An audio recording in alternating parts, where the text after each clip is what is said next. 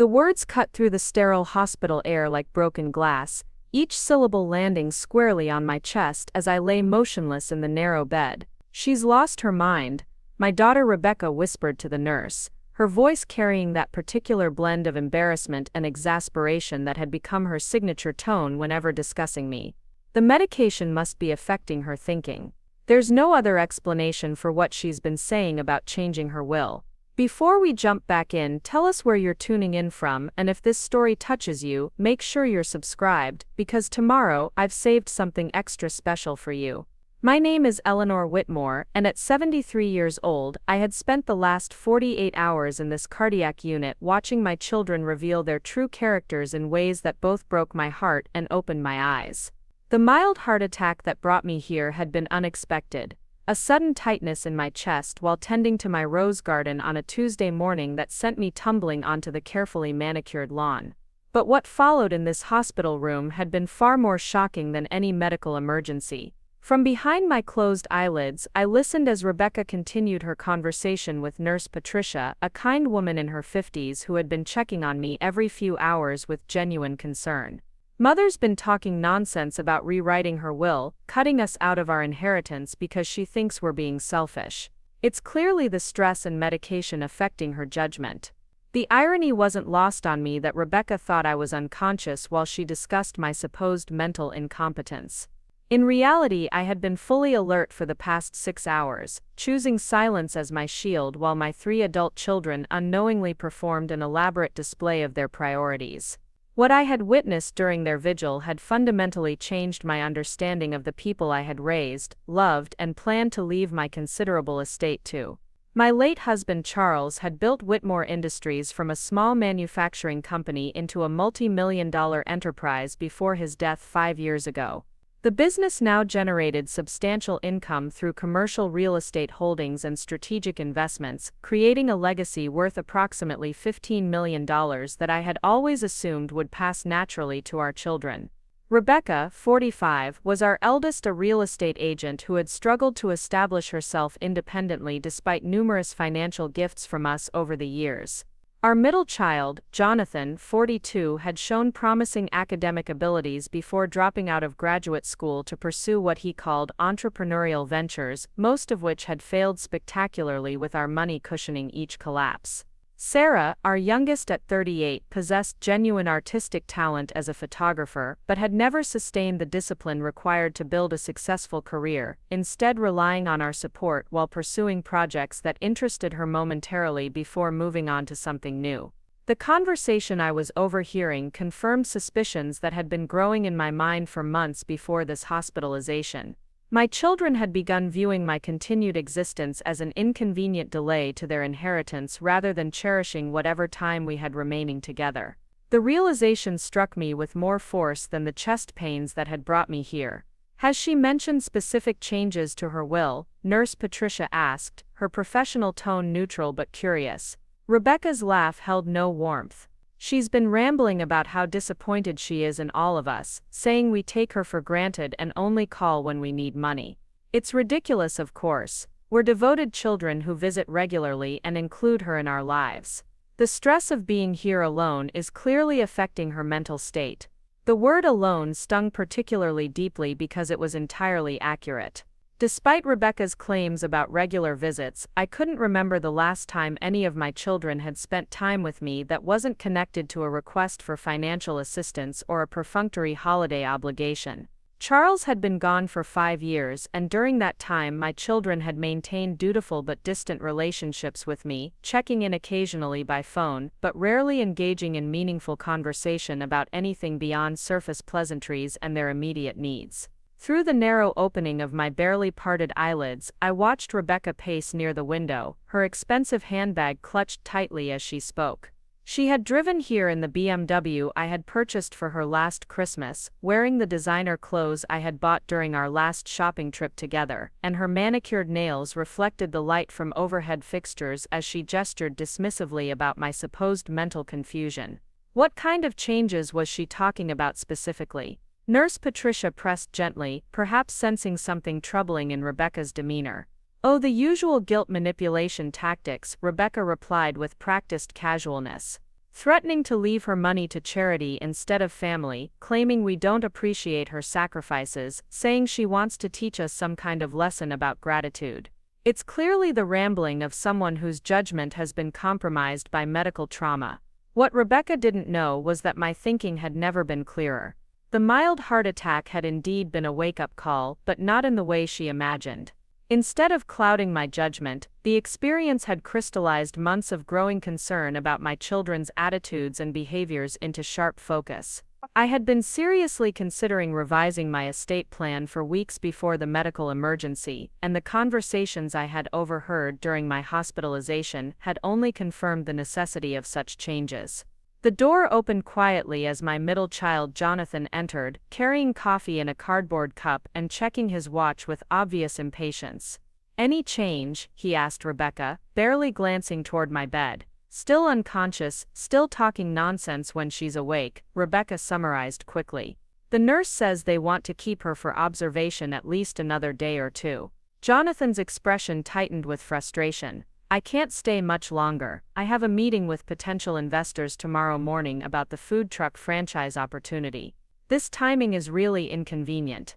The casual dismissal of my health crisis as an inconvenience to his business schedule might have surprised me a year ago, but now it simply added another piece to the puzzle I had been assembling about my children's priorities. Jonathan's latest entrepreneurial venture involved purchasing 3 food trucks to create what he called a mobile culinary empire. He had approached me for the initial investment of $80,000 just 2 months ago, presenting elaborate business plans and profit projections that looked impressive on paper but relied heavily on optimistic assumptions about customer demand and operational efficiency. Like his previous ventures, which had included a failed online clothing boutique, an unsuccessful attempt at real estate flipping, and a short-lived consulting business, Jonathan's food truck enterprise was funded entirely by family money with no personal financial risk on his part. When his projects failed, as they inevitably did, he would spend a few months expressing disappointment and regret before appearing with a new scheme that required fresh capital investment. "Where's Sarah?" Rebecca asked, settling into the bedside chair with her phone already in hand. "She said she'd be here by noon, but you know how she is with time," Jonathan replied, scrolling through his own device. "She was up late last night working on some photography project for a client who probably won't pay her anyway." Their casual dismissal of their sister's artistic pursuits revealed another layer of family dynamics that had become increasingly troubling to me. Sarah's photography was genuinely talented, and she had occasionally received recognition and modest payment for her work. However, her brothers and sister consistently undermined her efforts by treating her artistic career as an extended hobby rather than a legitimate professional pursuit. The broader pattern was becoming undeniable. Each of my children had developed a relationship with money, particularly family money, that prioritized immediate access over earned achievement. They had grown comfortable viewing my resources as an extension of their own, available upon request without meaningful consideration of the work and sacrifice that had created those resources in the first place. "Did you talk to the lawyer about the power of attorney situation?" Jonathan asked Rebecca in a lower voice, apparently believing I couldn't hear their conversation. "I called Davidson's office yesterday," Rebecca confirmed, referring to our family attorney. "He said that unless she's declared mentally incompetent by a medical professional, we can't override her decisions about the will. But if her condition worsens, or if she continues making irrational statements about disinheriting us, we might have grounds for a competency evaluation." The cold calculation in her voice as she discussed having me declared mentally incompetent sent a chill through my body that had nothing to do with the hospital's air conditioning.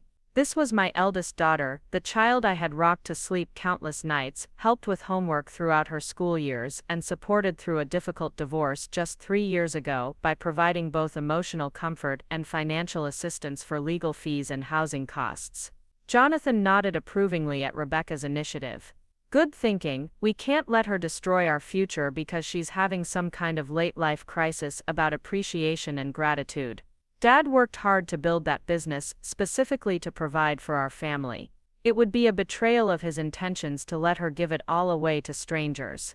Their interpretation of Charles's intentions was particularly galling because it revealed how little they had understood about their father's values and priorities. Charles had indeed worked tirelessly to build Whitmore Industries, but his motivation had never been simply to create an inheritance for our children.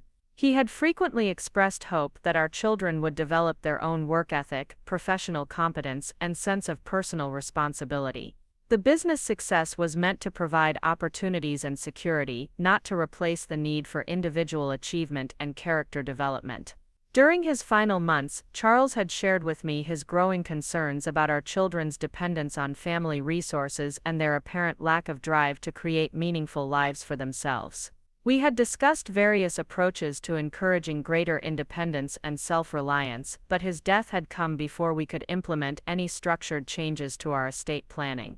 The door opened again as Sarah arrived, her camera bag slung over her shoulder and her dark hair still damp from what appeared to be a hurried shower. At 38, she was the most naturally gifted of our children, with an artistic eye that had produced some genuinely moving photography over the years. However, she had never developed the business discipline or professional consistency necessary to transform her talent into sustainable income. "How is she?" Sarah asked, approaching my bedside with what seemed like genuine concern. "Stable but making disturbing comments about changing her will," Rebecca summarized tersely. "The medical team thinks the stress and medication might be affecting her judgment." Sarah's expression shifted to worry as she studied my face, reaching out to gently touch my hand. Unlike her siblings, who had maintained careful distance from my bedside, Sarah seemed genuinely concerned about my well-being, rather than primarily focused on the inheritance implications. "What kind of comments?" she asked, her voice softer than her siblings' business-like tones. Jonathan answered before Rebecca could respond. "Typical guilt manipulation about how we don't appreciate her, threats to leave everything to charity, complaints about us only caring about money. You know how she gets when she wants attention." The dismissive characterization of my concerns as attention-seeking behavior revealed how thoroughly my children had rationalized away any need for self-reflection about their attitudes and actions. Rather than considering whether my observations about their behavior might contain any validity, they had defaulted to assuming that any criticism must represent some form of manipulation or medical impairment on my part. "Maybe we should listen to what she's actually saying," Sarah suggested tentatively. Preparing and narrating this story took us a lot of time. So if you are enjoying it, subscribe to our channel. It means a lot to us. Now, back to the story. "I mean, if she's concerned about our appreciation for her, maybe we could do better at showing her how much we care." "Don't start with that," Rebecca snapped. "She's been living comfortably with more money than she could spend in 3 lifetimes, surrounded by friends at the country club, with full-time help for the house and garden. We call regularly, visit for holidays, include her in our major life events. If that's not enough appreciation, then nothing will be." Sarah's attempt to introduce some element of self-examination into the conversation was immediately shut down by her older sister, demonstrating another troubling family dynamic I had observed over the years. Whenever one of them began to question whether their behavior might need adjustment, the others would quickly close ranks to defend their collective position, rather than engaging in honest reflection. "Rebecca's right," Jonathan agreed. "We're good children who've maintained close relationships with both parents. If Mom is suddenly unhappy with us, that's probably more about her adjusting to aging and medical issues than about anything we've actually done wrong." The conversation continued for another 20 minutes, covering practical arrangements for my continued care, speculation about my recovery timeline, and careful planning for managing the will situation as they called it. Throughout their discussion, I remained motionless and silent, accumulating information that was reshaping my understanding of my family relationships and my responsibilities as a parent and steward of Charles's legacy. What struck me most powerfully was not just their focus on financial inheritance, though that was certainly troubling, but their complete inability to consider that my concerns might be legitimate. Rather than asking themselves whether they had indeed taken me for granted, or whether their relationships with me had become primarily transactional, they had immediately assumed that any criticism must represent some form of mental impairment or emotional manipulation. This defensive reaction suggested that on some level, they were aware that their behavior was problematic, but instead of addressing those issues directly, they had chosen to pathologize my responses to their behavior. It was a form of gaslighting, whether intentional or unconscious, that made me question how long this dynamic had been developing without my full awareness. As the afternoon wore on and visiting hours concluded, my children departed one by one with promises to return the following day, and casual assurances that they would handle the will situation if necessary. Rebecca lingered longest, speaking quietly with Nurse Patricia about my condition and prognosis before finally leaving me alone with my thoughts and newly crystallized resolve. The decision that had been forming in my mind for weeks before my hospitalization had now solidified into absolute certainty. My children needed to learn lessons about gratitude, responsibility, and the true meaning of family relationships that they had somehow failed to absorb during their upbringing. The inheritance they viewed as automatic was actually a privilege that needed to be earned through demonstrated character and genuine care for others. Charles had left detailed notes in his personal files about his concerns regarding our children's dependency and lack of direction. I had discovered these notes while organizing his office in the months after his death, and they had planted the initial seeds of doubt about our estate planning approach. Now, after witnessing their behavior during my vulnerable moment in this hospital room, those seeds had grown into a comprehensive plan for restructuring our family's financial future. The next morning brought Dr. Harrison, my cardiologist, with news that my condition had stabilized enough to permit discharge within the next day or two. The mild heart attack had caused minimal damage, and with proper medication and lifestyle adjustments, my prognosis was excellent. However, the experience had provided me with invaluable insights that would prove far more significant than any medical treatment. Mrs. Whitmore, I'm pleased to say that your recovery has exceeded our expectations, Dr. Harrison explained as he reviewed my charts. Your heart function is strong, and the medication regimen we've established should prevent any recurrence of symptoms. You'll need to follow up with me in 2 weeks and make some adjustments to your diet and exercise routine, but otherwise, you should be able to return to your normal activities quite soon. The irony was not lost on me that my heart was healing just as I was discovering how damaged my family relationships had become. The physical crisis had passed, but the emotional and psychological work ahead would be far more complex and challenging. When my children arrived for their morning visit, I decided to begin implementing my strategy immediately rather than waiting for my discharge. The clarity of purpose I had gained during my silent observation period had given me confidence in my planned approach, and I saw no benefit in delaying the difficult conversations that needed to happen. "Good morning, everyone," I said clearly as they gathered around my bed, my sudden alertness obviously surprising them after hours of assumed unconsciousness. "Mom," Sarah exclaimed with genuine relief. "You're awake, how are you feeling?" "Much better, thank you," I replied, making eye contact with each of them in turn. "In fact, I've been awake and alert for quite some time, long enough to hear some very interesting conversations." The shift in atmosphere was immediate and palpable. Rebecca's expression tightened with concern that had nothing to do with my medical condition, while Jonathan's face flushed with the realization that his comments about inconvenient timing might have been overheard. Only Sarah seemed primarily focused on my well-being, rather than the implications of what I might have heard. "The medical team says you've been confused and disoriented," Rebecca said carefully, her voice taking on the patient tone one might use with a confused elderly person. "Are you feeling clearer now?" "I've never been more clear in my life," I assured her. "Clear enough to understand that you've all been discussing having me declared mentally incompetent, so you can override any changes I might make to my will.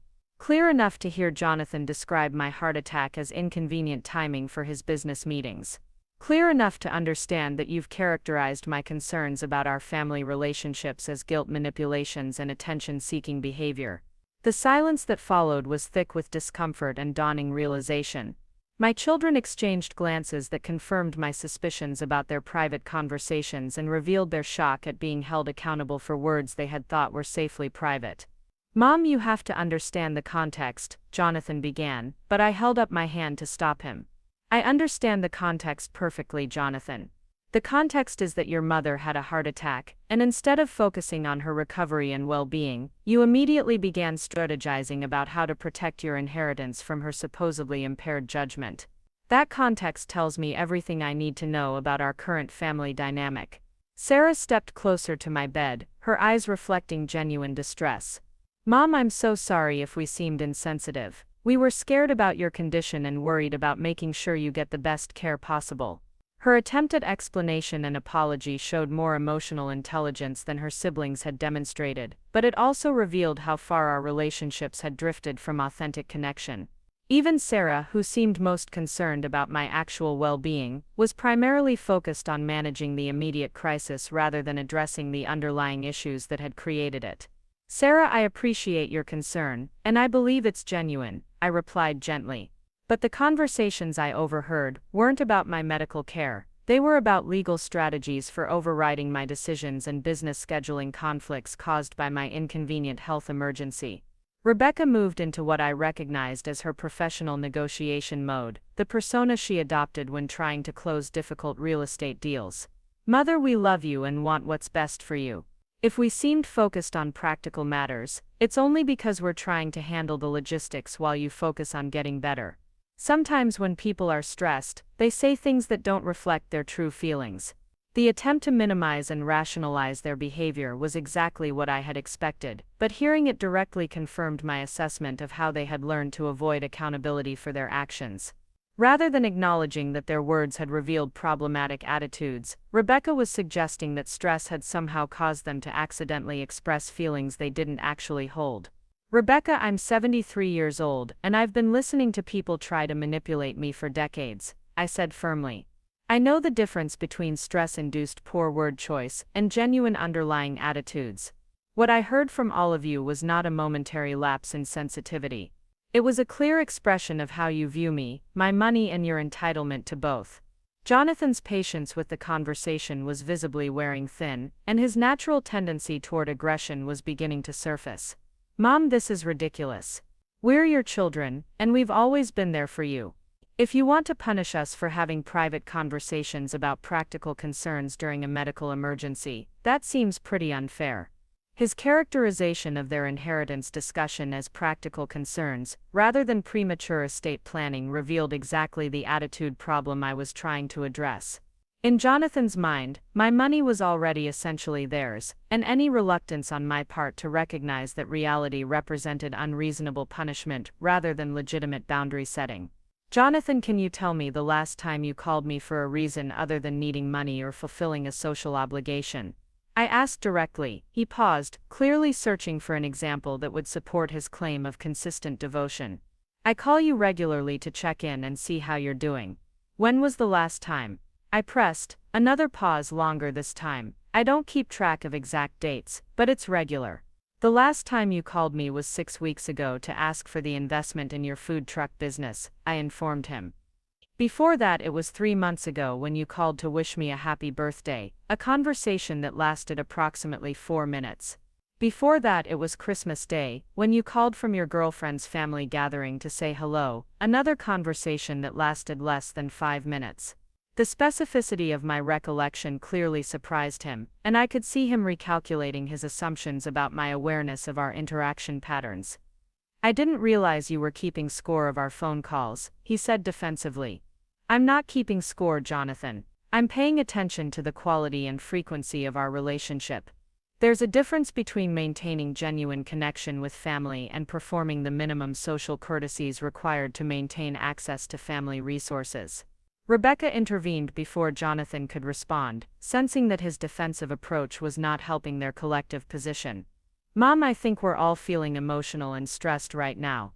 Maybe we should table this conversation until you're feeling better and we can discuss everything more calmly at home." The suggestion to postpone the conversation was another predictable response that I had anticipated. Whenever difficult issues arose that required self-reflection or accountability, my children had learned to suggest waiting for a better time that somehow never arrived. Important conversations were perpetually delayed until everyone was less emotional or less stressed or more prepared, which ensured that problems were never actually addressed. "No, Rebecca, we're going to discuss this now while I'm alert and clear about what I've observed," I said firmly. "I've spent the last day listening to you plan strategies for managing my will situations and my supposedly impaired judgment. I think I deserve an explanation for why my own children would immediately assume that any criticism of their behavior must represent mental incompetence rather than legitimate concern." The question hung in the air between us, challenging them to move beyond defensive maneuvering toward genuine self-examination. Sarah was the first to respond, her voice quiet and thoughtful. Maybe because it's easier to think you're confused than to consider that we might have hurt you, she admitted, her honesty surprising both her siblings and me. Sarah, Rebecca exclaimed, clearly annoyed by her sister's deviation from their unified defensive front. No, she asked us a fair question, Sarah continued, showing more backbone than I had seen from her in years. Mom, I think we have gotten comfortable taking you for granted. Not intentionally, but because you've always been there for us financially and emotionally, we stopped putting effort into really connecting with you as a person. Her acknowledgement of the relationship dynamic was the first genuine progress any of them had made toward understanding my concerns. It also revealed that Sarah possessed emotional intelligence and self-awareness that her siblings either lacked or were choosing not to access in this moment. That's a very honest assessment, Sarah, and I appreciate your willingness to consider my perspective, I said, feeling a flicker of hope that perhaps not all of my relationships with my children were beyond repair. Jonathan, however, was not ready to follow his sister's lead toward accountability. Look, maybe we could have been more attentive, but that doesn't justify threatening to disinherit us. Families have ups and downs in communication, that doesn't mean we don't love you or deserve to be punished financially. His immediate pivot from acknowledging possible relationship problems to defending his inheritance rights demonstrated exactly the priority system that concerned me most. Even when confronted with evidence of taking me for granted, Jonathan's primary concern remained his financial security rather than the quality of our relationship. Jonathan, the fact that your first response to admitting you might have been inattentive is to worry about financial consequences tells me everything I need to know about your priorities, I observed.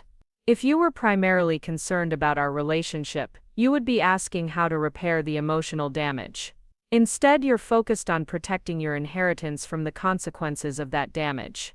Rebecca moved closer to my bedside, adopting a more conciliatory tone. Mom, we understand that you feel unappreciated, and we want to work on that.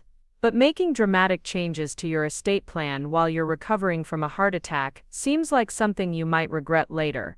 Why don't we spend the next few months rebuilding our relationships, and then if you still feel these changes are necessary, we can discuss them when you're fully recovered. The suggestion sounded reasonable on its surface, but I recognized it as another delaying tactic designed to give them time to demonstrate temporary behavioral improvements until the immediate threat to their inheritance passed. This approach had been their pattern throughout their adult lives whenever their actions generated consequences they wanted to avoid. Rebecca, I appreciate the suggestion, but I'm not interested in temporary behavioral modifications motivated by inheritance concerns, I replied. What I'm interested in is whether any of you are capable of genuine personal growth and authentic relationship building. The changes I'm considering to my estate plan are designed to create incentives for that kind of development. The mention of incentives seemed to capture their attention in a way that emotional appeals had not. All three of them visibly sharpened their focus, recognizing that I was describing a structured approach rather than simply threatening to disinherit them entirely. What kind of incentives? Sarah asked, her artistic mind apparently intrigued by the possibility of a creative solution to our family dynamics. The kind that your father and I should have implemented years ago, I answered. Structures that reward demonstrated personal growth, professional development, and genuine contribution to family relationships, rather than simply assuming that biological connection entitles you to financial support, regardless of your attitudes and behaviors. I could see them processing this information, trying to understand whether I was describing modifications to their inheritance or complete restructuring of our family's financial relationships. The uncertainty was clearly unsettling for them, which was exactly the response I had hoped to generate. Dr. Harrison chose that moment to return with my discharge papers, interrupting our conversation at a natural breaking point. Mrs. Whitmore, I have good news. Your latest tests look excellent, and we're comfortable releasing you to home care this afternoon. I'll want to see you in my office next week for follow-up, but your recovery has been exemplary. The medical interruption provided a temporary reprieve from the intensity of our family discussion, but it also marked the transition from the crisis phase of this situation to the implementation phase of my response. Once I was discharged from the hospital and back in my own environment, I would be able to begin the practical steps necessary to restructure my estate plan according to the insights I had gained during my stay here. Thank you, Dr. Harrison, I said, accepting the discharge papers and medication instructions. I'm looking forward to returning home and beginning the next phase of my recovery. As my children busied themselves with gathering my belongings and arranging transportation, I reflected on the progress of our conversation and the road ahead.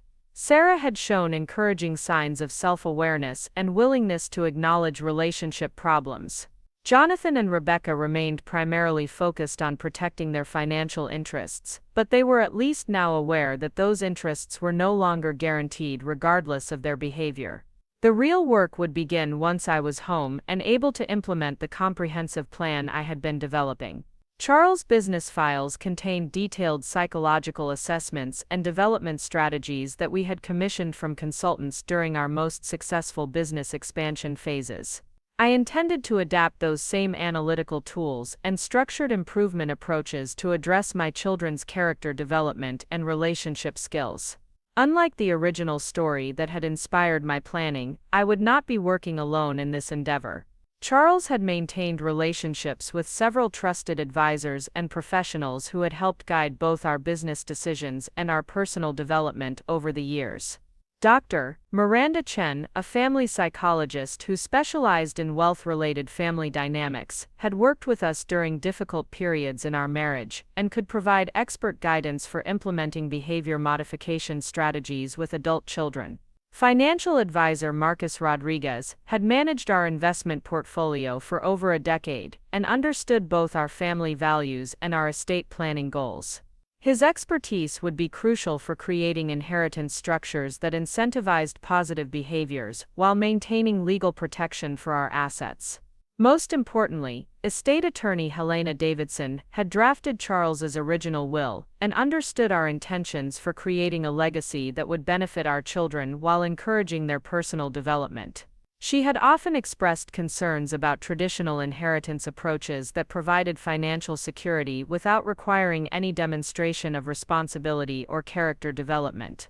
The drive home from the hospital provided an opportunity for continued conversation with my children, though the confined space of Rebecca's BMW created a different dynamic than the open hospital room.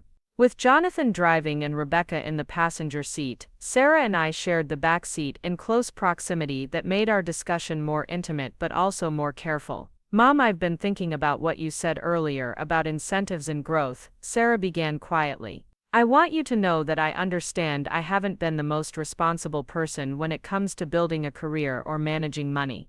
If you're willing to give me a chance to do better, I'd like to try. Her acknowledgement of her own responsibility patterns was encouraging, and her request for a chance to improve suggested that she might be capable of the kind of genuine change I was hoping to see. Unlike her brothers, who had focused primarily on defending their current behavior, Sarah seemed willing to admit that improvement was both necessary and possible.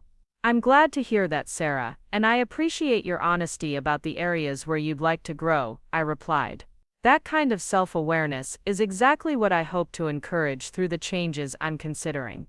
From the front seat, Jonathan glanced at us in the rearview mirror. So these incentive structures, would they replace our inheritance completely, or would they be additions to it? His question revealed that he was still thinking in terms of financial calculations rather than personal development, but at least he was engaging with the concept rather than simply rejecting it. Perhaps the prospect of structured requirements was more acceptable to him than the threat of complete disinheritance. Jonathan, the specific details will depend on what each of you demonstrates in terms of commitment to growth, I answered diplomatically. But I can tell you that the overall value of what you would eventually receive could be significantly higher than your current expected inheritance if you embrace the development opportunities I'm planning to offer. This information seemed to surprise all three of them, and I could see Jonathan and Rebecca exchanging glances in the front seat. They had assumed that any changes to my estate plan would necessarily reduce their inheritance, but I was suggesting the possibility of actually increasing their ultimate financial benefits through demonstrated achievement. Hire how? Rebecca asked, her real estate background making her naturally focused on specific numbers and projections. Hire because earned wealth tends to multiply more effectively than inherited wealth, I explained.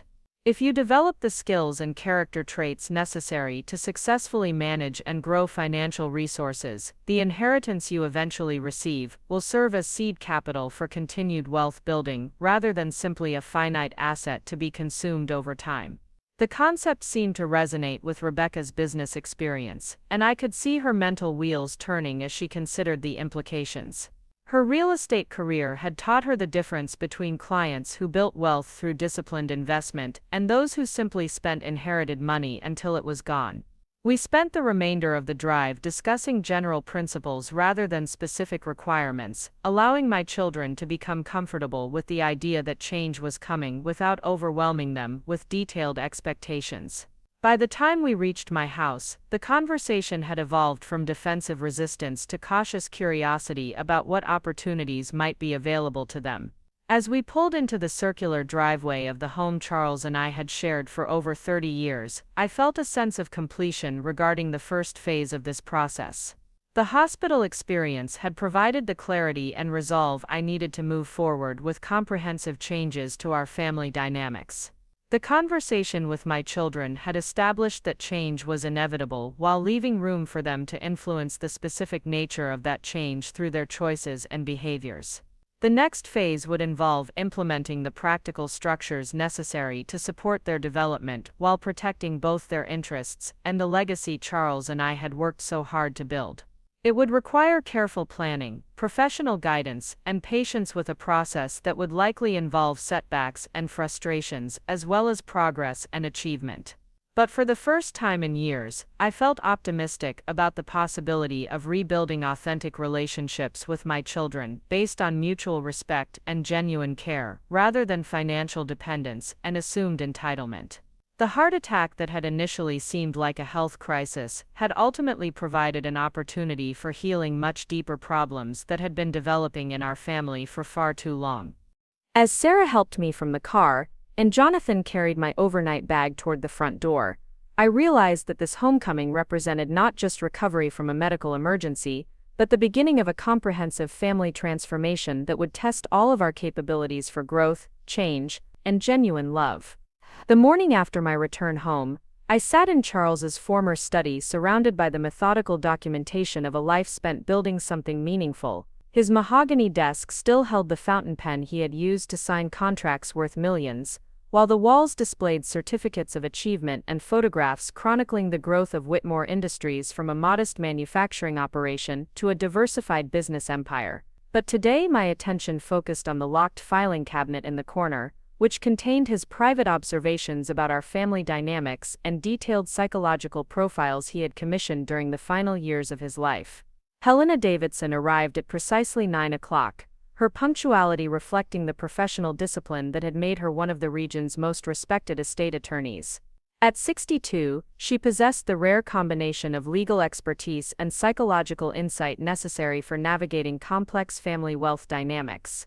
Charles had chosen her specifically because she understood that effective estate planning required more than technical legal knowledge. It demanded deep understanding of human motivation and behavioral change. "Eleanor, I'm relieved to see you looking so well," Helena said as she settled into the leather chair across from my desk. "When you called yesterday about revisiting your estate structure, I admit I was concerned that the medical emergency might have prompted hasty decision-making. However, after our preliminary conversation, I suspect your thinking has never been clearer." I appreciated her directness, which had always characterized our professional relationship. Helena possessed an unusual ability to address sensitive family issues without the diplomatic evasions that often clouded important discussions. Her approach would be essential for implementing the comprehensive changes I had been contemplating. The heart attack provided clarity rather than confusion, I confirmed, opening the locked cabinet and removing several thick folders. Charles documented his concerns about our children's development far more extensively than I initially realized. These files contain psychological assessments, behavioral analysis, and detailed recommendations that we never had the opportunity to implement before his death.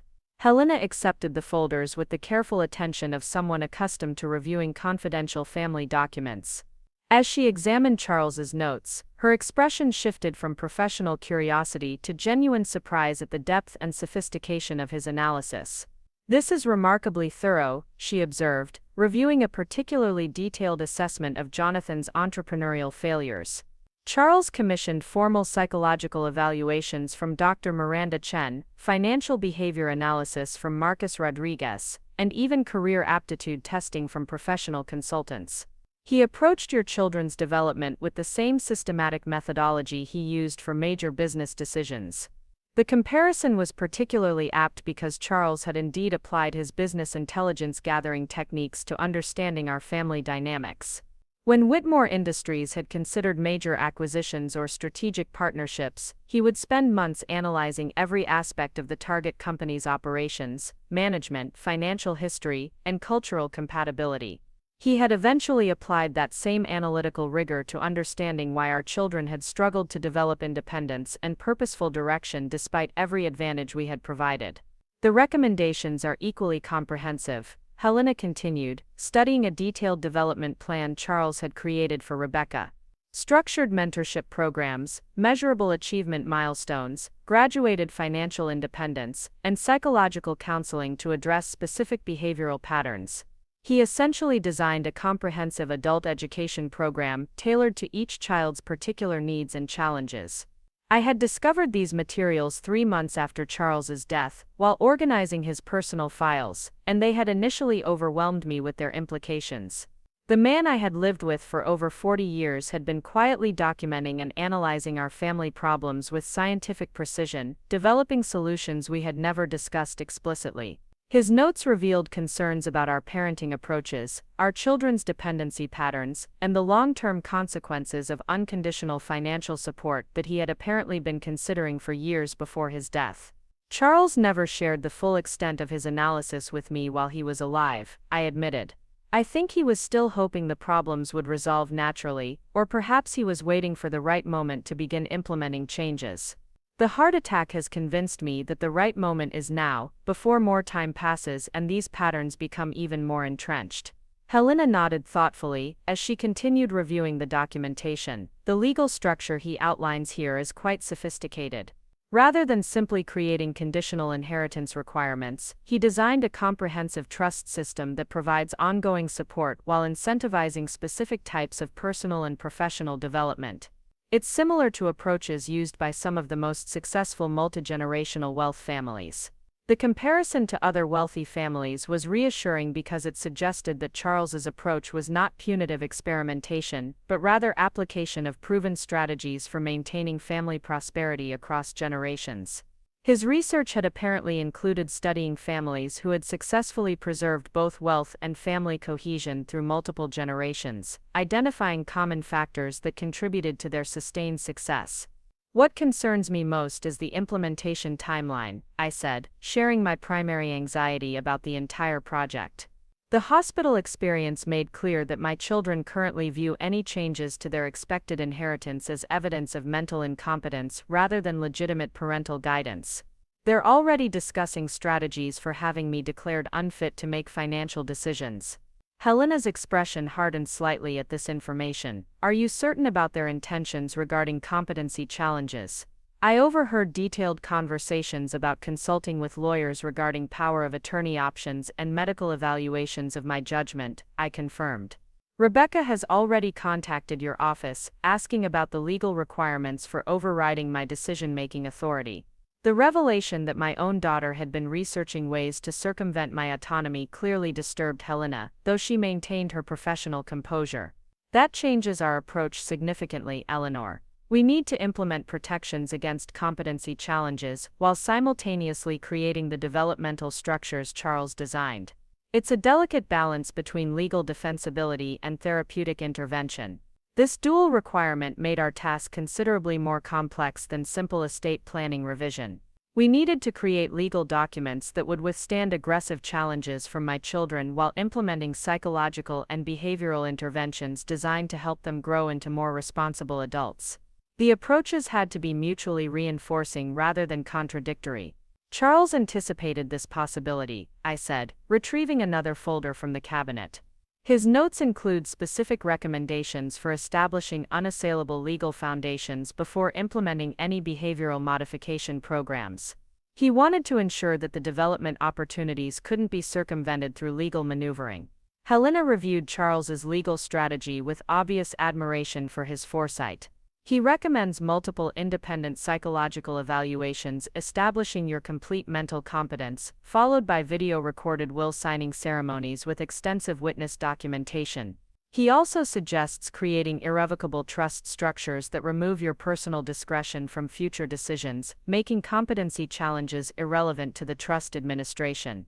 The irrevocable trust approach was particularly clever because it would transfer legal authority from me personally to professional trustees who would implement Charles's predetermined criteria for evaluating our children's progress.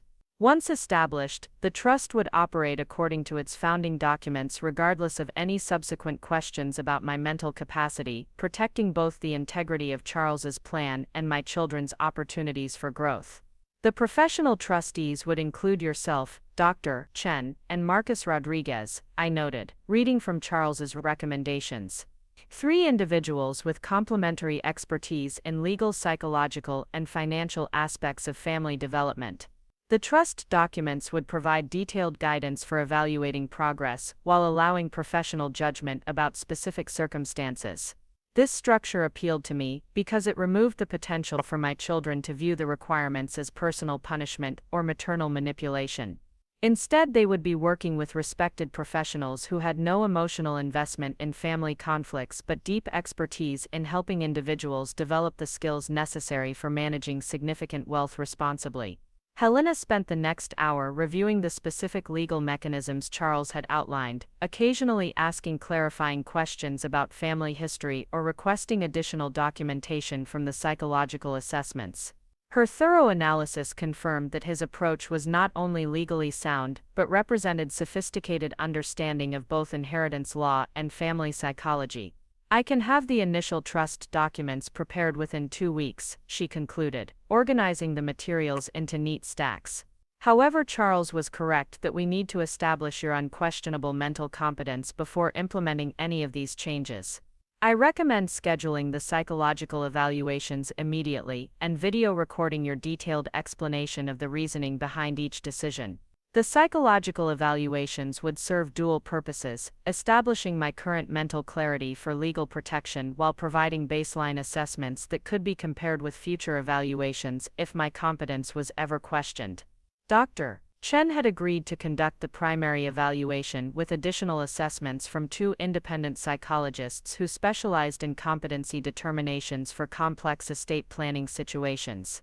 There's another element we need to address, Helena continued, her tone becoming more serious. Charles's notes indicate that you should expect escalating resistance from your children as they realize the changes are permanent rather than temporary emotional reactions. He predicted specific patterns of behavior, including attempts to manipulate you emotionally, efforts to recruit extended family members as allies, and possible direct confrontation designed to pressure you into abandoning the new structure. This prediction aligned with patterns I had already observed in my children's responses to previous disappointments or consequences. When their actions generated results they disliked, they typically progressed through predictable stages of denial, anger, bargaining, and manipulation before eventually accepting reality. However, the stakes involved in this situation were considerably higher than their previous conflicts, which meant their resistance would likely be more intense and sustained. Charles suggests that you should anticipate at least 6 months of intense conflict before they begin engaging constructively with the development programs. Helena noted, reading from his timeline projections.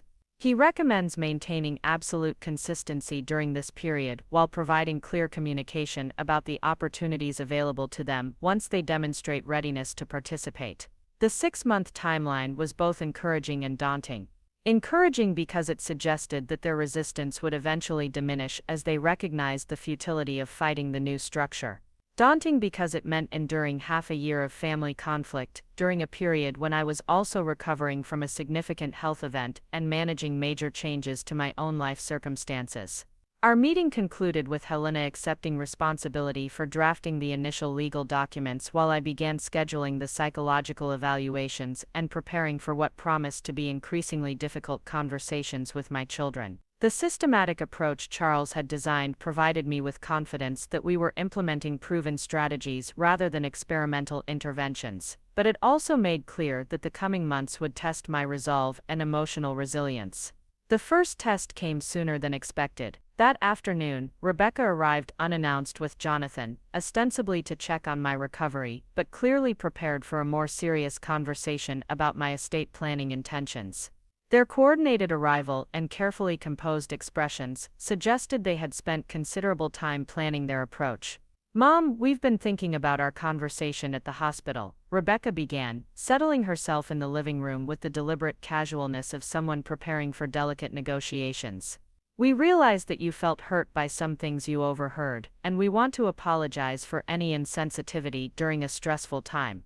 The apology sounded rehearsed, and Jonathan's accompanying nod suggested they had practiced this opening together. Their coordination was both predictable and somewhat encouraging, as it indicated they were taking the situation seriously enough to plan their response rather than simply reacting emotionally. "We've also been discussing ways we could be better about staying in touch and showing our appreciation for everything you've done for us over the years," Jonathan added, his tone carefully modulated to suggest sincerity without appearing manipulative. "Maybe we could establish regular family dinners or plan some trips together, things that would give us more quality time as a family." Their suggestions represented exactly the type of behavioral modifications Charles had predicted they would offer once they understood their inheritance was at risk. However, his analysis had also warned that such changes would typically be temporary accommodations designed to protect their financial interests rather than genuine shifts in attitudes or priorities. "I appreciate both the apology and the suggestions," I replied diplomatically. "They demonstrate that you're capable of recognizing areas where our family relationships could be improved." However, I'm not interested in temporary behavioral changes motivated by inheritance concerns. What I'm looking for is evidence of genuine personal growth and authentic commitment to rebuilding our relationships. Rebecca's expression tightened slightly at my response, suggesting that she had expected her conciliatory approach to be more effective. "Mom, I think you're being unfair about our motivations. Yes, we're concerned about the family estate, but that's natural for any children who expect to inherit their parents' wealth. Our desire to improve our relationships isn't just about money." Her defensive response revealed the fundamental disconnect I was hoping to address through Charles's development program. Rebecca couldn't distinguish between legitimate financial planning concerns and the entitled assumption that inheritance was automatic regardless of the quality of family relationships. She viewed my expectations for improved behavior as unreasonable rather than recognizing that continued financial support should be earned through demonstrated character and genuine care. "Rebecca, the fact that you consider inheritance expectations natural is exactly the attitude I'm hoping to change," I explained. "Inheritance is a privilege that should be earned through demonstrated responsibility, character development, and genuine contribution to family relationships. It's not an automatic entitlement based on biological connection." Jonathan shifted uncomfortably in his chair, clearly struggling with the concept that his inheritance might depend on criteria other than his status as my son. "Mom, that seems like a pretty dramatic change from how our family has always operated. Dad never made our relationship with him conditional on meeting specific requirements or proving our worthiness." His comparison to Charles was particularly ironic given the extensive documentation of his father's concerns about their development that I had been reviewing all morning. Charles had indeed maintained unconditional love for his children, but his private notes revealed growing anxiety about whether unconditional financial support was actually helping or hindering their maturation into responsible adults. "Your father's love was never conditional, and neither is mine," I clarified. "But Charles was deeply concerned about whether our financial support was encouraging your growth or enabling your avoidance of personal responsibility. He spent years researching and documenting strategies for better supporting your development into independent, capable adults." This revelation that their father had been analyzing their behavior and planning interventions clearly surprised both Rebecca and Jonathan. They exchanged glances that suggested they were recalibrating their assumptions about family dynamics and their parents' perspectives on their development. "Dad was planning changes to our inheritance too," Rebecca asked, her voice betraying anxiety about discoveries she hadn't anticipated. Your father was planning comprehensive changes to our approach to family financial support, I confirmed. He believed that continuing to provide unlimited financial resources without requiring demonstration of responsibility was actually preventing you from developing the skills and character traits necessary for building meaningful lives. Jonathan's face flushed with what appeared to be anger mixed with embarrassment. So both of you were sitting around analyzing us like business problems and planning to manipulate us into becoming different people. That doesn't sound like unconditional love to me. His emotional reaction was understandable but also revealed the defensive thinking patterns that Charles had identified as obstacles to his growth. Rather than considering whether their parents' concerns might be legitimate, Jonathan immediately characterized any attempt to encourage his development as manipulation and rejection. Jonathan analyzing family dynamics and planning supportive interventions is what responsible parents do when they recognize problems that need addressing. I replied calmly. Your father approached your development with the same careful thought and systematic planning he applied to every important aspect of his life. That's evidence of how much he cared about your future success and happiness. Rebecca tried a different approach, appealing to family unity rather than defending their current behavior. Mom, even if Dad had concerns about some aspects of how we've been living, surely he would want us to work through those issues as a family rather than creating legal structures that feel punitive and controlling. Her attempt to invoke Charles's presumed preferences for family harmony over structured accountability revealed another aspect of the problem I was trying to address. My children had learned to use emotional appeals and family loyalty arguments to avoid dealing with substantive issues that required personal change or growth. Rebecca, your father specifically rejected the idea of informal family discussions about these issues because he recognized that you had all become skilled at avoiding accountability through emotional manipulation and promises of future improvement that never materialized. I said directly. He designed formal structures because he believed they were necessary for creating genuine change rather than temporary compliance. The conversation continued for another hour, with my children alternating between conciliatory gestures, defensive arguments, and attempts to negotiate modifications to whatever changes I was planning. Throughout their various approaches, they consistently demonstrated the exact patterns of avoidance, entitlement, and manipulation that Charles's analysis had identified as core problems requiring systematic intervention. By the time they left, I felt both sadness about the current state of our relationships and determination to implement the comprehensive changes Charles had designed. Their visit had confirmed that informal conversations and emotional appeals would not generate the authentic personal growth that was necessary for healing our family dynamics and preparing them to manage significant wealth responsibly. The following week brought the first psychological evaluation with Dr. Miranda Chen, whose practice specialized in family wealth psychology and intergenerational planning. Her office overlooked the city's financial district from the 32nd floor of a gleaming tower, providing a fitting backdrop for discussions about the intersection of money and family relationships. Eleanor, I've reviewed Charles's extensive documentation of your family dynamics, and I'm impressed by the sophistication of his analysis. Dr. Chen began, settling into her chair with the patient attention that had made her one of the region's most sought-after family therapists. His psychological profiles of your children demonstrate remarkable insight into their individual personalities, behavioral patterns, and developmental needs.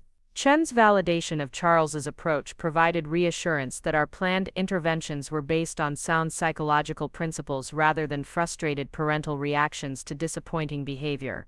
Her expertise in working with affluent families meant she understood the unique challenges that significant wealth could create for family relationships and individual development. The competency evaluation will be straightforward, she continued, but I'm more interested in discussing the implementation strategy for the development programs Charles designed. Each of your children will require different approaches based on their particular psychological profiles and resistance patterns.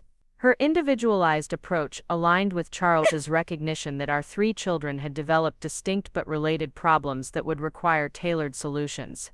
Rebecca's issues centered on entitlement and control. Jonathan struggled with responsibility avoidance and external validation seeking, while Sarah battled perfectionism and fear of failure that prevented her from completing projects or commitments. Rebecca will likely respond best to clear structure and measurable objectives, Dr. Chen explained, reviewing Charles's analysis. Her real estate background has trained her to work within defined parameters toward specific goals.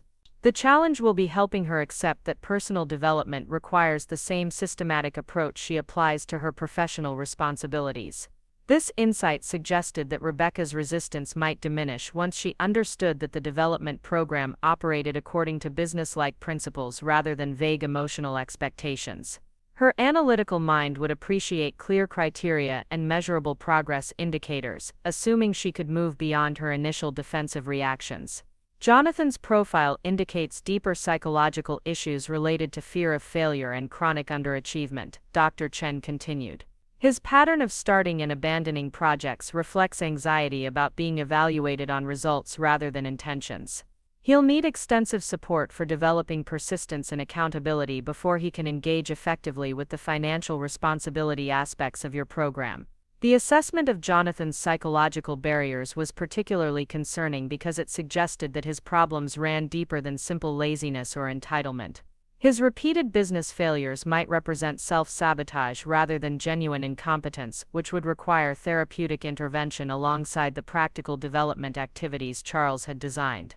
Sarah presents the most complex situation because her creative talents are genuine, but her perfectionism prevents her from completing work that doesn't meet impossibly high standards. She needs encouragement for taking risks and accepting imperfection while also developing the business discipline necessary for sustainable artistic success. The psychological assessment revealed that each of my children faced legitimate challenges that extended beyond simple character flaws or poor choices.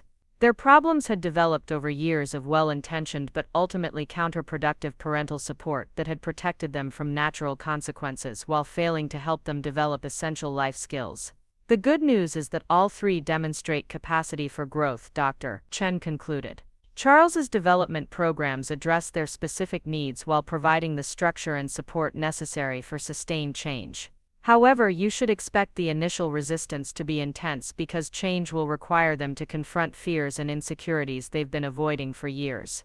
Our session concluded with Dr. Chen providing a written assessment confirming my complete mental competence and emotional stability, along with her professional recommendation that the family development program represented sound psychological intervention rather than punitive measures motivated by disappointment or anger. The psychological validation gave me confidence to proceed with the next phase of Charles's plan, which involved scheduling individual meetings with each child to present their personalized development programs and explain the new inheritance structure. These conversations would mark the transition from preparation to implementation, beginning the formal process of transforming our family dynamics according to the systematic approach Charles had designed. Sarah responded to my invitation most readily, agreeing to meet the following afternoon with what seemed like genuine curiosity about the changes I was planning.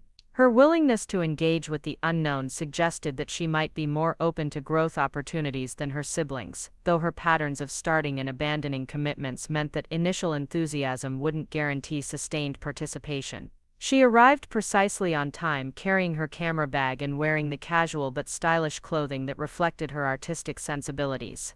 At 38, Sarah possessed a natural elegance that could have opened doors in various creative fields if she had developed the persistence and business acumen necessary for professional success.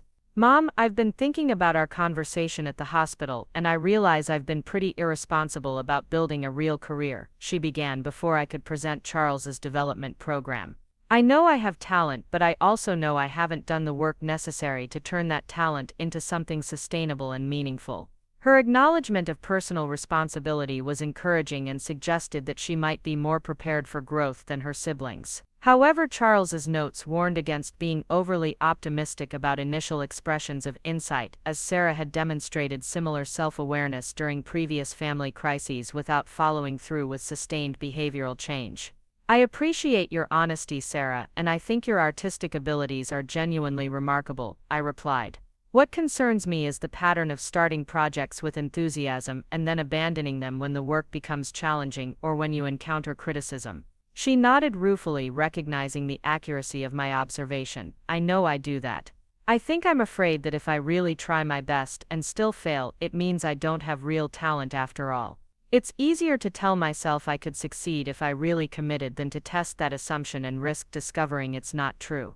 This level of psychological insight suggested that Sarah might benefit significantly from the therapeutic components of her development program, which included working with Dr. Chen to address her perfectionism and fear of failure while simultaneously building practical business skills necessary for artistic success. Your father designed a comprehensive program specifically for you that addresses both the psychological barriers you've identified and the practical skills you need for building a sustainable creative career. I explained, presenting the folder containing her personalized development plan. Sarah opened the document with obvious curiosity, scanning the contents with growing interest. "This is incredibly detailed," she observed, reviewing sections on business planning, portfolio development, client relationship management, and financial planning for creative professionals. "It's like a master's program in professional artistry." The comparison was apt because Charles had indeed designed her program with the rigor and comprehensiveness of advanced academic study. He had consulted with successful creative entrepreneurs, business development experts, and career counselors to create a curriculum that would address all aspects of building a sustainable artistic practice. The program includes mentorship with 3 established photographers who have built successful businesses, quarterly portfolio reviews with industry professionals, and business training with specialists in creative enterprise development. I continued, highlighting key components. It's designed to take 18 months, with clear milestones and measurable objectives for each phase. Sarah's expression reflected genuine excitement as she reviewed the specific opportunities Charles had outlined. "This is exactly what I've always known I needed, but was too scared to pursue on my own. Having structure and accountability might actually help me overcome my tendency to quit when things get difficult." Her positive response was encouraging, but Charles's notes emphasized the importance of ensuring that initial enthusiasm translated into sustained commitment. Sarah's pattern included many instances of genuine excitement about opportunities that she had ultimately abandoned when they required sustained effort through difficult periods. The program also includes working with Dr. Chen to address the psychological patterns that have prevented you from completing projects in the past, I added. Your father recognized that developing business skills alone wouldn't be sufficient if you continued to sabotage your own efforts through perfectionism and fear of failure. This information seemed to surprise Sarah, who hadn't expected psychological counseling to be included in her development program. "Dad thought I needed therapy. Your father thought you needed support for overcoming obstacles that were preventing you from achieving your potential," I clarified. "He believed that your creative talents were genuine but that you had developed psychological barriers that required professional help to address effectively." Sarah considered this assessment thoughtfully rather than defensively, which suggested that she might be more ready for comprehensive change than I had anticipated. I think he was probably right. I've known for a long time that my problems weren't just about lacking opportunities or business knowledge. There's something inside me that makes me give up just when I'm starting to make real progress. Her willingness to acknowledge internal obstacles represented significant progress toward the self-awareness necessary for authentic growth. However, Charles's program was designed to test that self-awareness through sustained action rather than relying on verbal expressions of insight. The financial structure ties your inheritance to demonstrable progress through each phase of the program, I explained, presenting the specific requirements and rewards that Charles had designed. Rather than receiving a lump sum inheritance, you would earn increasing financial support as you meet specific developmental milestones, with full access to your inheritance contingent on completing the entire program successfully. Sarah studied the financial incentive structure with obvious interest rather than the resistance I had expected. "So instead of waiting for you to die to receive money I haven't earned, I would receive increasing support as I demonstrate that I'm becoming someone capable of using that money responsibly." Her understanding of the program's philosophical foundation was remarkably sophisticated and suggested that she might embrace the opportunity for earned achievement rather than viewing it as a punitive restriction on her inheritance rights. "Exactly," I confirmed. "Your father believed that earning your inheritance through demonstrated growth would make the financial resources more meaningful and more likely to contribute to your continued success rather than simply providing temporary security." The conversation continued for another hour as Sarah reviewed specific program components and asked detailed questions about expectations, timelines, and support systems. Her engagement with the material demonstrated genuine interest in the growth opportunities rather than just acceptance of requirements necessary for financial gain. "When would I start?"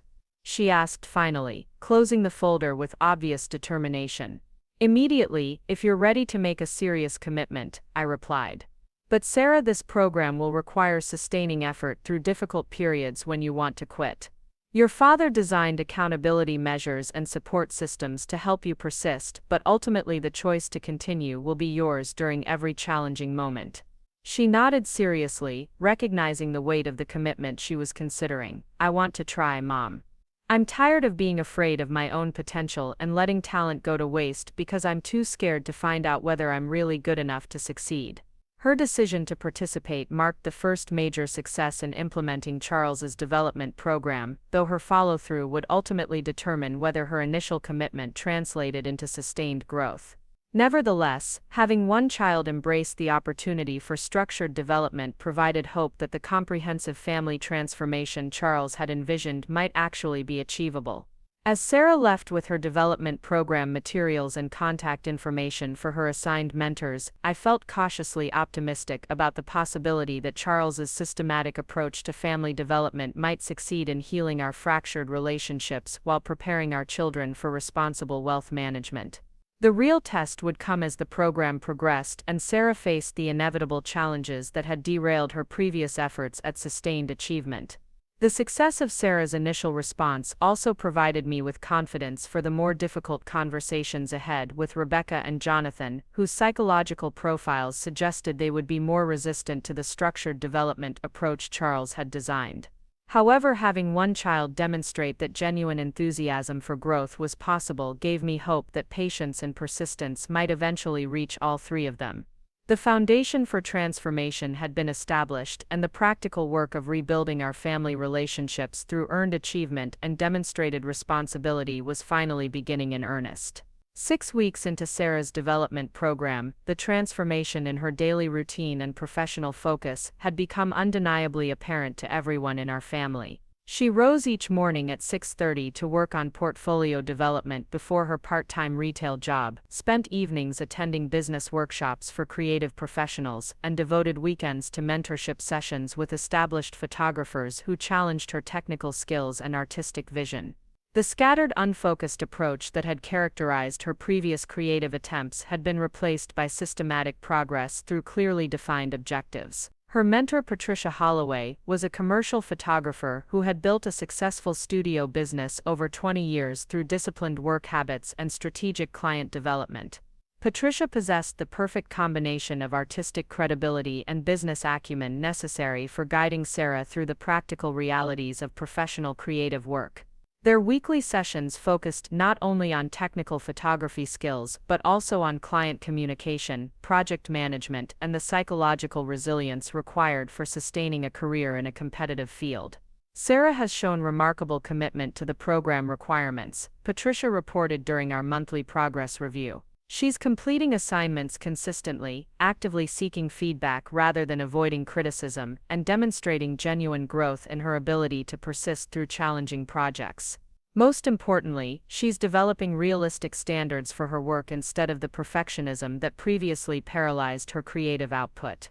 The evidence of Sarah's growth was visible throughout her apartment, which had been transformed from a chaotic collection of abandoned projects into an organized workspace reflecting serious professional ambitions. Her dining room now served as a proper photography studio with professional lighting equipment, while her bedroom wall displayed a carefully curated portfolio showing steady improvement in both technical execution and artistic vision. The change represented more than improved photography skills, it reflected fundamental shifts in her relationship with work criticism and personal accountability. However, Sarah's obvious progress had created unexpected tension with her siblings, who viewed her participation in the development program as both betrayal and implicit criticism of their own choices. Rebecca had begun making pointed comments about favoritism and manipulation through false praise, while Jonathan dismissed Sarah's achievements as jumping through hoops for money, rather than genuine personal growth. Their resistance to acknowledging Sarah's authentic development revealed how deeply their own defensive mechanisms had become entrenched.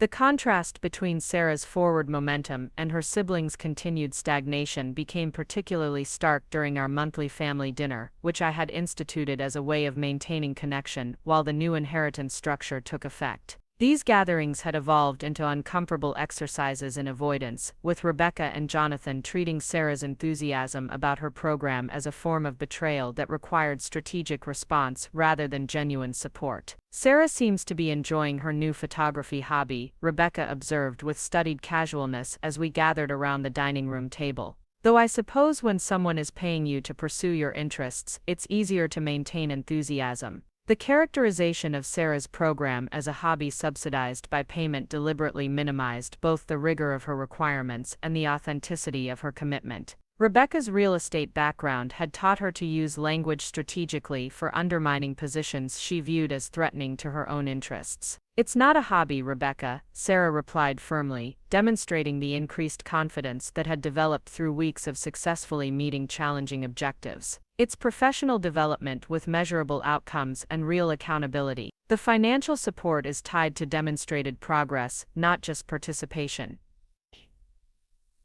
Jonathan looked up from his plate with the expression of someone who had been waiting for an opportunity to make a prepared statement. "The whole thing is pretty transparent, Sarah. Mom's using money to manipulate your behavior and convince you that jumping through her hoops represents genuine achievement. You're smart enough to see through that kind of psychological manipulation." His attempt to reframe Sarah's authentic growth experience as successful manipulation revealed Jonathan's inability to distinguish between earned achievement and purchased compliance. His own history of accepting family money without corresponding accountability had apparently made him incapable of recognizing that Sarah's program required genuine effort and growth rather than simply meeting superficial requirements. "Jonathan, I understand why you might view structured accountability as manipulation," I interjected calmly, "but Sarah's program rewards demonstrated competence and sustained effort rather than mere compliance. Her mentors evaluate her work according to professional standards, not family dynamics." The distinction between professional evaluation and family manipulation was crucial because it addressed the core difference between Charles's development approach and traditional inheritance structures. Rather than requiring our children to please us personally, the programs demanded that they meet objective standards established by respected professionals in their chosen fields. "Professional standards set by people you're paying to evaluate her favorably," Rebecca countered, revealing her assumption that professional relationships inevitably involved corruption or bias rather than objective assessment. "The whole system is designed to make her feel successful while giving you control over her choices and priorities." Her cynical interpretation of professional mentorship reflected broader assumptions about relationships and motivation that had shaped her approach to both business and family interactions. Rebecca had apparently learned to view most human connections as fundamentally transactional, making it difficult for her to recognize authentic developmental opportunities when they appeared. Sarah's response demonstrated the increased confidence and clarity she had gained through weeks of receiving honest, constructive feedback from accomplished professionals. "Rebecca, my mentors don't benefit from evaluating me favorably if I'm not actually improving. Patricia makes her living from her reputation for developing successful photographers. Giving false encouragement to someone who isn't progressing would damage her credibility with future students." This explanation of incentive structures and professional reputation seemed to resonate with Rebecca's business experience, though she remained unwilling to acknowledge that Sarah's program might represent legitimate opportunity rather than elaborate manipulation. The conversation continued with Jonathan and Rebecca alternating between direct criticism of the development program and subtle undermining of Sarah's achievements. Their sustained resistance to acknowledging Sarah's progress confirmed Charles's prediction that the siblings would initially view any individual participation in the development programs as betrayal of their collective opposition. However, his notes also suggested that continued evidence of authentic growth and increased happiness from participating family members would eventually create pressure for the resistant siblings to reconsider their positions. The pressure intensified significantly 2 weeks later when Sarah received her first paid photography commission from a client who had seen her work at a local gallery exhibition. The assignment involved documenting a corporate retreat for a mid-sized consulting firm, requiring both technical photography skills and professional client management abilities that she had developed through her mentorship program. I know it's not a huge project, Sarah told me excitedly as she prepared her equipment for the assignment, but it's the first time someone has hired me because they specifically wanted my work rather than just needing any photographer who was available. Patricia says that's an important psychological milestone for building professional confidence. The commission represented more than financial validation. It demonstrated that Sarah's artistic development was beginning to translate into market recognition and economic opportunity. Her previous creative efforts had generated occasional praise from friends and family, but had never attracted interest from paying clients who evaluated her work according to professional standards. More significantly, Sarah's growing success was beginning to challenge her siblings' narrative about the development program being manipulative rather than genuinely beneficial. If Sarah was achieving authentic professional recognition through skills developed in her program, it became more difficult to dismiss her progress as artificial compliance with arbitrary requirements. Rebecca's response to Sarah's commission revealed the increasing strain she felt from watching her sister achieve genuine success through structured accountability. "I'm sure Mom's connections helped arrange this opportunity," she suggested when Sarah shared news of the assignment. It's convenient that Sarah suddenly starts getting paid work right after joining the development program. The implication that I had somehow manufactured Sarah's opportunity demonstrated Rebecca's determination to avoid acknowledging that her sister's progress might be authentic. Rather than considering whether Sarah had actually developed marketable skills through disciplined effort, Rebecca preferred to believe that success was being artificially created to validate the development program. Actually, the client found Sarah through the gallery exhibition, where her work was displayed based on merit, I corrected. The gallery owner selected her photographs for inclusion because they met professional standards, not because of any family connections. This factual clarification forced Rebecca to choose between accepting that Sarah had earned recognition through authentic achievement or developing increasingly elaborate conspiracy theories about how her success was being manufactured. The cognitive dissonance seemed to genuinely disturb Rebecca, who had built her worldview around assumptions about family money and artificial advantage rather than earned accomplishment. Jonathan's reaction was more direct but equally revealing of his psychological state. "Sarah, you're being used to make Rebecca and me look bad by comparison," he declared with obvious frustration. "Mom knows that we're not going to participate in her control games, so she's using your success to pressure us into compliance." His interpretation of Sarah's achievements as a strategic manipulation directed against him revealed the profound self-centeredness that had characterized his approach to family relationships for years. Rather than celebrating his sister's growth or examining whether he might benefit from similar opportunities, Jonathan viewed her success primarily in terms of how it affected his own position and comfort. "Jonathan, Sarah's success isn't about you at all," I replied directly. "It's about her developing capabilities and confidence that she's needed for years. If her progress makes you uncomfortable, perhaps that discomfort reflects recognition that you could benefit from similar growth opportunities." The suggestion that his discomfort might indicate his own need for development triggered Jonathan's most defensive response yet. "I don't need to prove myself to anyone through artificial programs designed to make me jump through hoops for money. I'm perfectly capable of building a successful life without submitting to psychological manipulation disguised as development." His insistence on viewing structured accountability as manipulation rather than opportunity revealed the depth of his resistance to any form of evaluation or measurement. Jonathan had become so accustomed to avoiding responsibility for outcomes that he perceived any system requiring demonstrated competence as inherently coercive rather than naturally developmental. The family dynamics continued deteriorating as Sarah's program progressed and her achievements became increasingly difficult for her siblings to dismiss or minimize.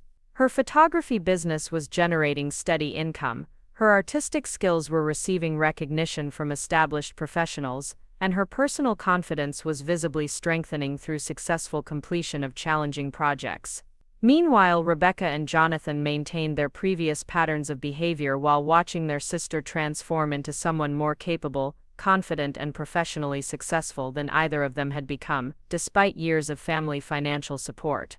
The contrast created psychological pressure that manifested as increased criticism of both Sarah and me rather than self-reflection about their own choices and priorities.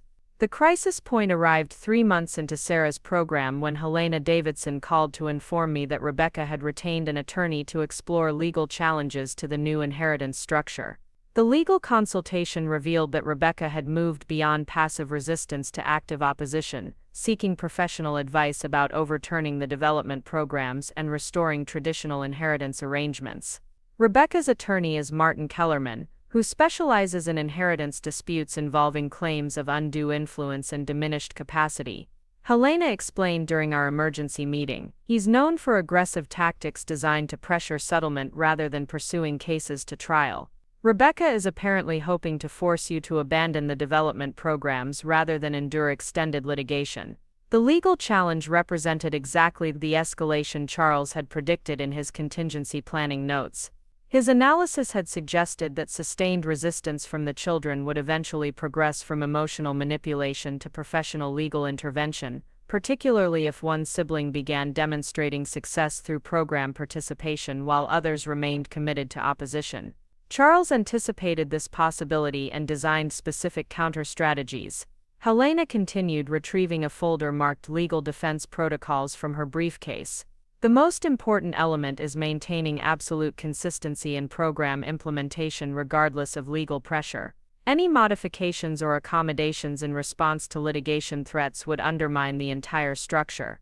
This advice aligned with Charles's understanding that the development programs would only succeed if they operated according to consistent principles rather than emotional reactions to family pressure. He had recognized that yielding to legal intimidation would teach our children that professional aggression could override established accountability structures. The irrevocable trust structure protects against most legal challenges, Helena explained, reviewing the specific protections Charles had designed. Since the trust operates according to predetermined criteria administered by professional trustees, competency challenges against you personally cannot affect its operation. Rebecca's attorney will discover that attacking your mental capacity is irrelevant to trust administration. The legal protection provided by the irrevocable structure gave me confidence to maintain course despite Rebecca's escalating opposition. However, Charles's notes also warned that legal challenges might intensify family conflict in ways that could damage relationships permanently if not handled carefully.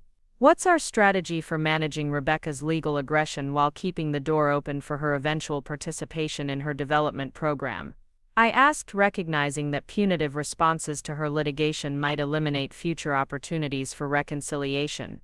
Helena smiled slightly at the question, clearly appreciating the complexity of balancing legal defense with family preservation. Charles addressed that concern specifically. His recommendation is to respond to legal challenges with overwhelming evidence and professional competence while simultaneously keeping Rebecca's development program available for her acceptance whenever she chooses to abandon the litigation strategy. This approach reflected Charles's sophisticated understanding that Rebecca's legal aggression likely stemmed from fear and frustration rather than calculated malice. By demonstrating that legal challenges were futile while maintaining opportunities for constructive engagement, we could encourage her to redirect her energy toward growth rather than opposition. The legal response began immediately with Helena providing Kellerman's office with comprehensive documentation of my mental competence, the professional design of the development programs, and the irrevocable nature of the trust structure. The evidence package was designed to demonstrate that legal challenges would be expensive, time-consuming, and ultimately unsuccessful while program participation offered immediate opportunities for financial and personal benefits. We'll also include detailed information about Rebecca's specific development program and the financial incentives tied to her participation. The goal is to help her attorney understand that cooperation offers better outcomes than litigation for his client's interests. This strategic approach aimed to turn Rebecca's legal advisor into an advocate for program participation rather than continued opposition.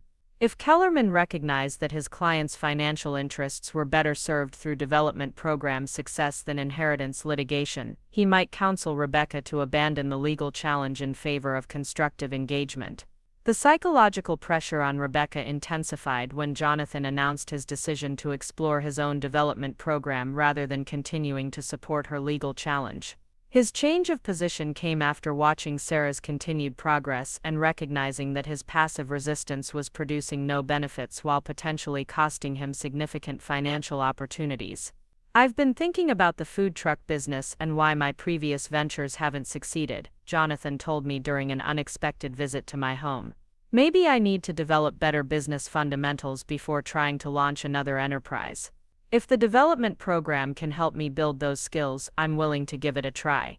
His acknowledgement that his business failures might reflect skill deficits rather than bad luck or insufficient capital represented significant progress toward the self-awareness necessary for authentic growth.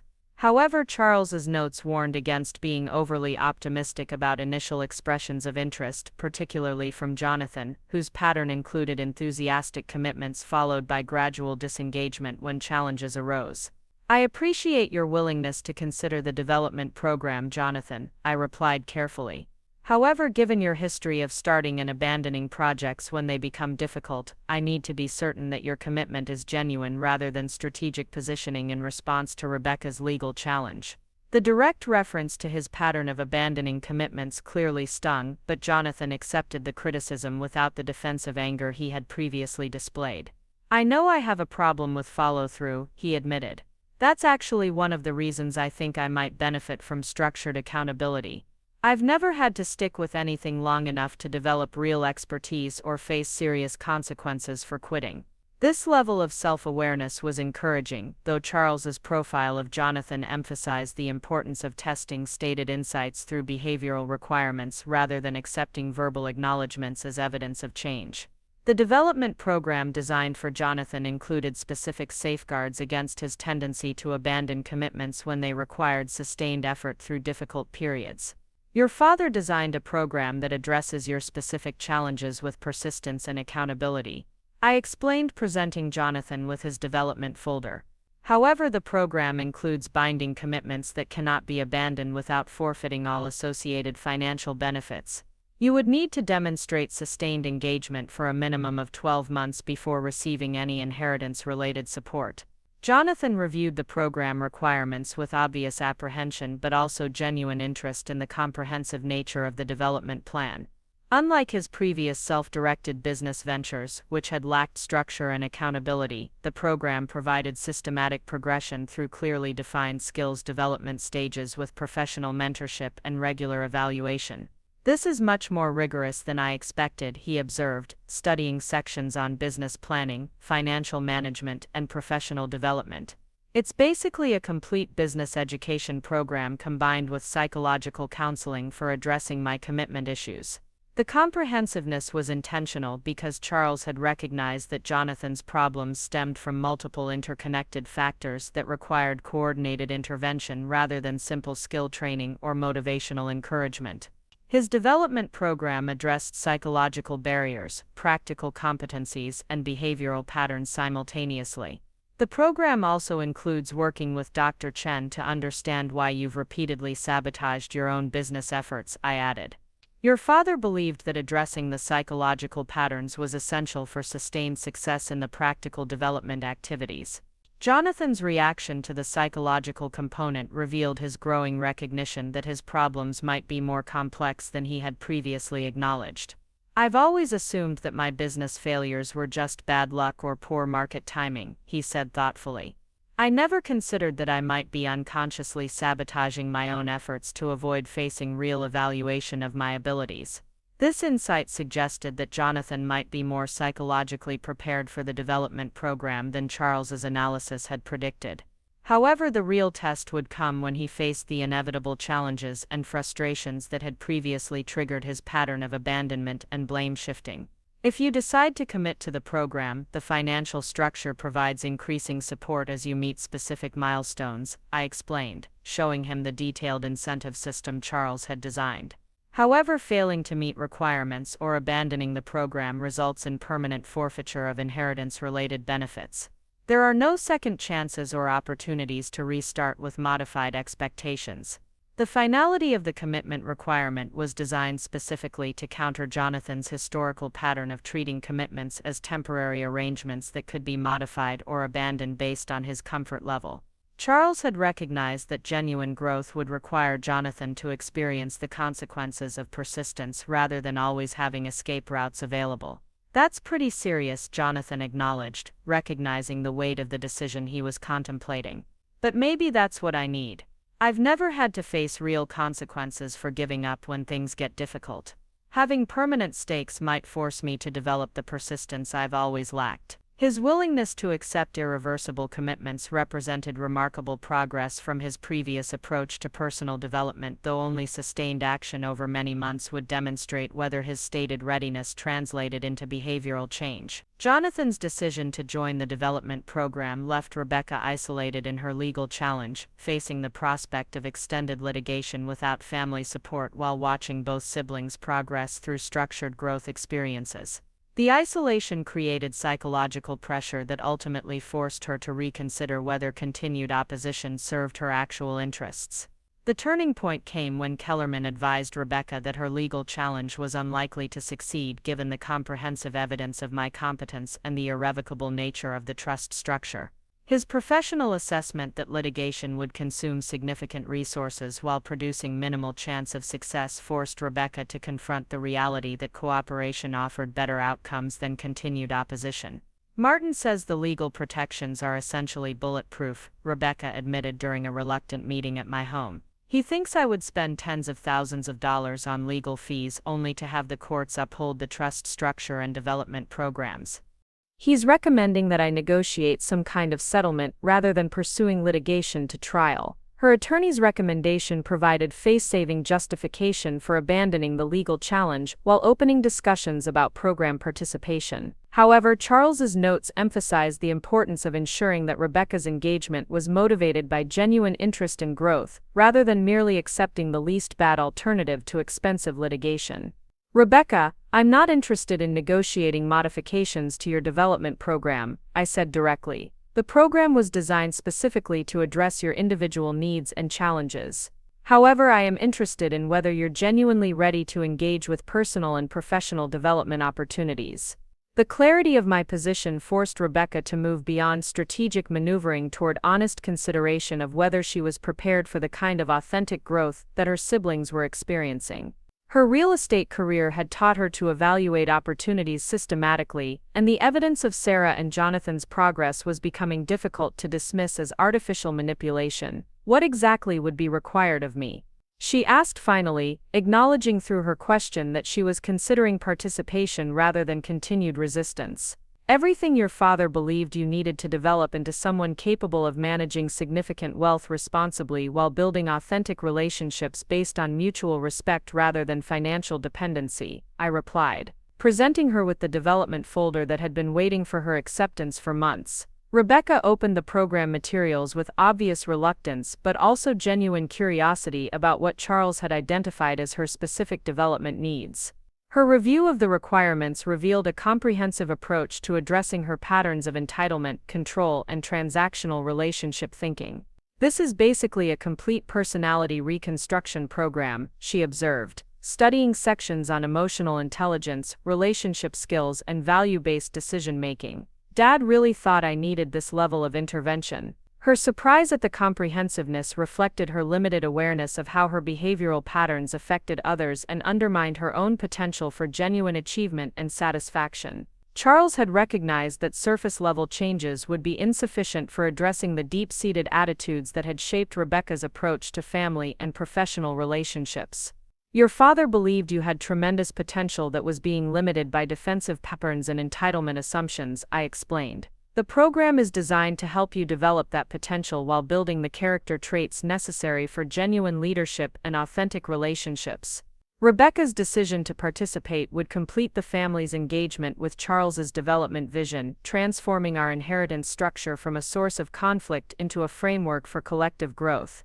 However, her psychological profile suggested that her participation would be more challenging and require more patience than her siblings' programs. The foundation for family transformation had been established through Sarah's early success and Jonathan's committed engagement. Rebecca's eventual participation would mark the completion of Charles's systematic approach to healing our fractured relationships while preparing all three children for responsible stewardship of the legacy he had worked so hard to build.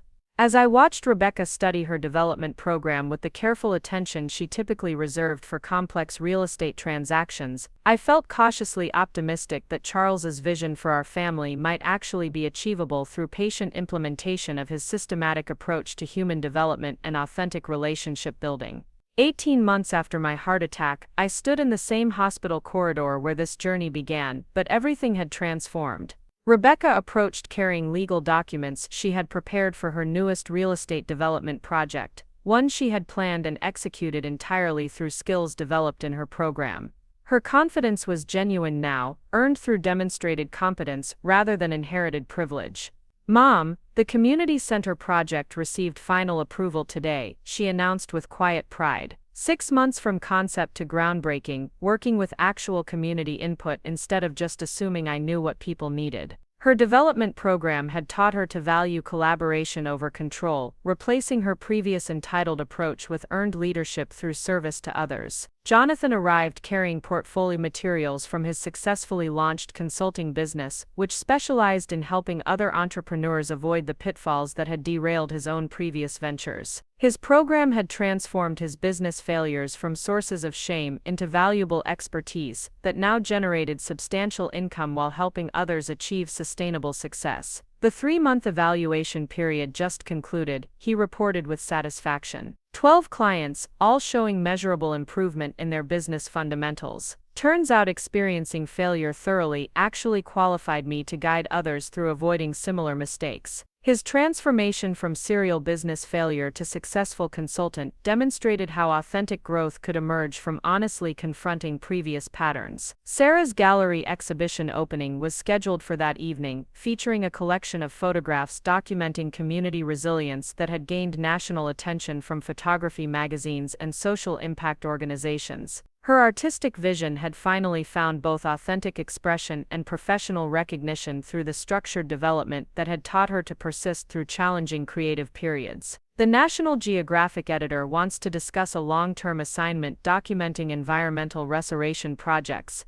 Sarah shared excitedly. 3 years ago I couldn't finish a simple portrait session, and now I'm being considered for magazine features that could take months to complete properly. Dr. Chen's final evaluation reports confirmed what I could observe directly through my children's transformed attitudes and achievements. Rebecca had developed genuine leadership capabilities while learning to build relationships based on mutual respect rather than financial leverage. Jonathan had overcome his pattern of self-sabotage by accepting accountability for outcomes while developing authentic expertise. Sarah had conquered her perfectionism enough to complete ambitious projects while maintaining artistic integrity. The most significant change isn't in their professional capabilities, Dr. Chen explained during our concluding session, but in their fundamental relationship with challenge and growth. They now seek opportunities to develop further rather than avoiding situations that might expose their limitations. The financial structure Charles had designed was transitioning toward its intended conclusion, with each child demonstrating sustained progress that qualified them for full inheritance access. However, they were no longer the same people who had originally expected automatic wealth transfer. They had become individuals capable of building upon inherited resources rather than simply consuming them. Rebecca's real estate ventures now focused on community development projects that generated both profit and social impact. Jonathan's consulting practice was expanding to include business education programs for underserved communities. Sarah's photography career combined artistic achievement with documentary work that supported environmental and social causes. Marcus Rodriguez provided the quarterly financial review that showed our family wealth had actually increased during the development period as the children's earned income supplemented investment returns while their responsible spending patterns reduced overall family expenses. Charles's prediction that earned capability would multiply inherited resources was proving accurate. The business holdings are performing better than ever, Marcus reported, partly because the children are now contributing their developed skills to company operations rather than simply drawing resources for personal expenses. Rebecca's real estate expertise has improved our property portfolio, Jonathan's business consulting has streamlined our operations, and Sarah's artistic sensibilities have enhanced our marketing and community relations. The irony was not lost on me that the inheritance structure designed to teach my children responsibility had also increased the value of what they would ultimately inherit.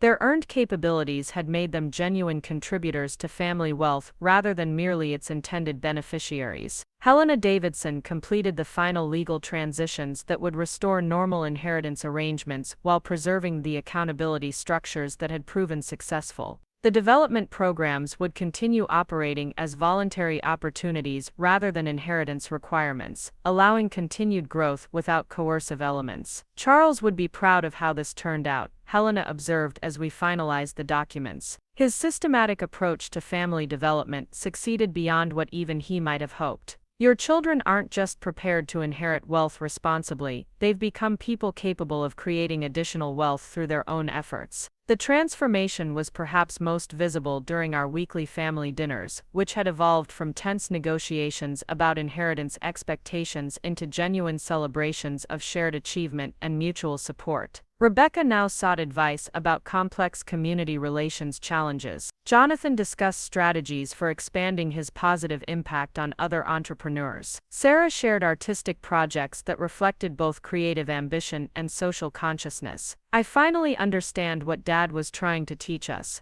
Rebecca reflected during one of these gatherings. Wealth isn't just money to be preserved or spent, it's responsibility to use resources for creating value that benefits others while supporting our own continued growth. Jonathan nodded in agreement.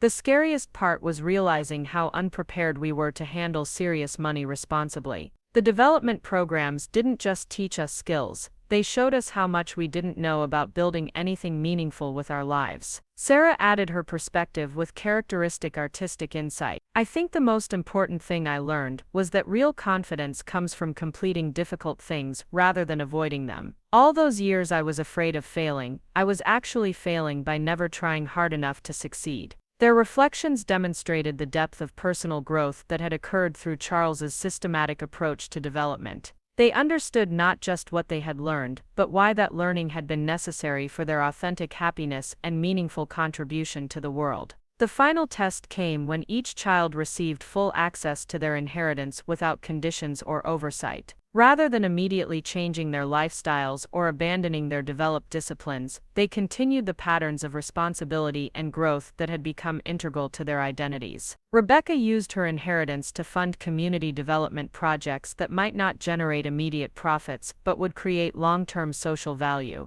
Jonathan invested in expanding his consulting practice to serve more entrepreneurs while establishing scholarship programs for business education. Sarah directed resources toward documentary projects that combined artistic achievement with environmental advocacy. Their choices reflected fundamental transformation in their relationship with money and responsibility. Wealth had become a tool for continued growth and contribution rather than an end goal that justified abandoning productive effort. 2 years after completing their development programs, my children had become people I genuinely admired rather than individuals I loved despite their disappointing choices. They had developed authentic capabilities, meaningful relationships, and purposeful direction that would sustain them long after any inheritance was spent. Charles's vision had been completely realized through patient implementation of systematic development approaches that honored both individual potential and family legacy. The children who had once viewed me as an obstacle to their entitled expectations had become adults who appreciated the opportunity for earned achievement and authentic growth.